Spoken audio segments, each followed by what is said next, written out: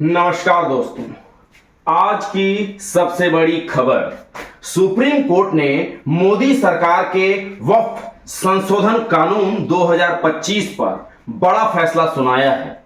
इस फैसले को लेकर पूरे देश में चर्चा है क्योंकि कोर्ट ने इस कानून की कई विवादित धाराओं पर रोक लगा दी है। यानी साफ शब्दों में कहें तो सुप्रीम कोर्ट ने मोदी सरकार को झटका दे दिया है और मुस्लिम पक्ष को बड़ी राहत दी है। चलिए जानते हैं पूरी कहानी।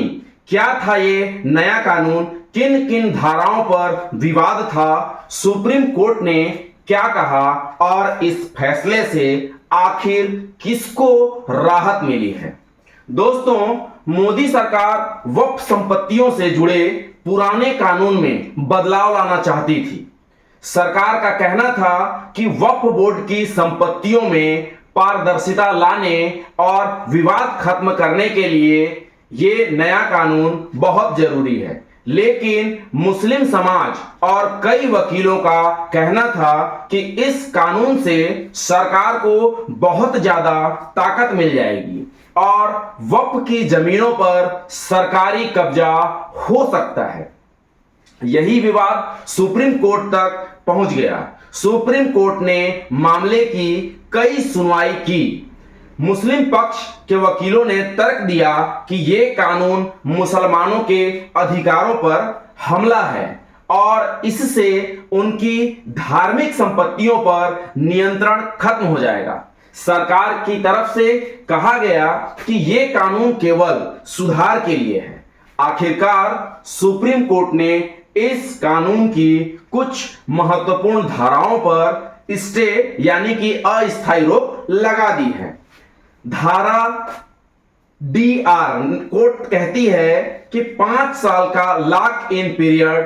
कानून कहता था कि कोई भी व्यक्ति अगर मुसलमान बनता है तो उसे कम से कम 5 साल तक इस्लाम को फॉलो करना पड़ेगा, तभी वो अपनी संपत्ति वक्फ को दान दे सकता है। सुप्रीम कोर्ट ने कहा यह शर्त असंवैधानिक है।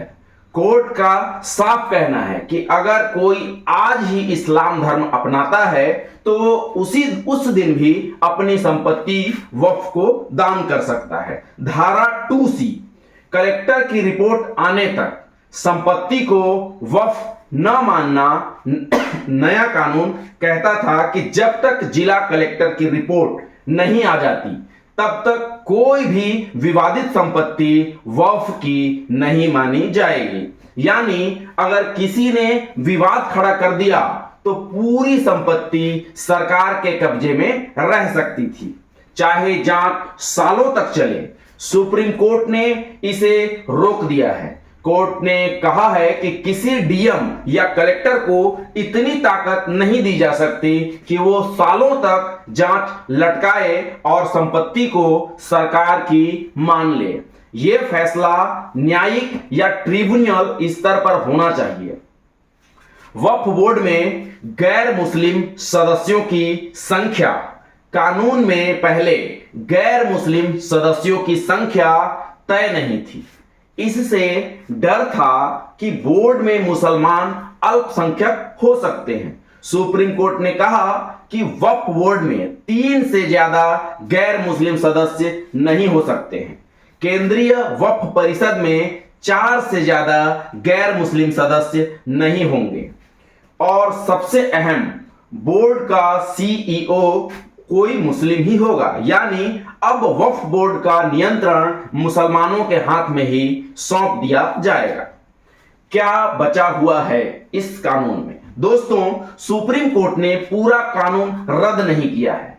कई प्रावधान अभी भी इस पे लागू हैं, जैसे वक्फ बॉय यूजर की नई रजिस्ट्रेशन अब बंद रहेगी, लेकिन जो पुरानी वक्फ बाय यूजर संपत्तियां हैं वो सुरक्षित रहेंगी।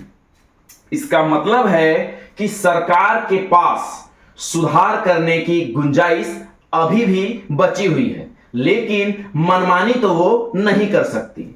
मुस्लिम समाज के लिए बड़ी राहत क्यों है? क्योंकि सबसे बड़ा फायदा अब सरकार डीएम के जरिए वक्फ संपत्तियों पर सीधा कब्जा नहीं कर पाएगी।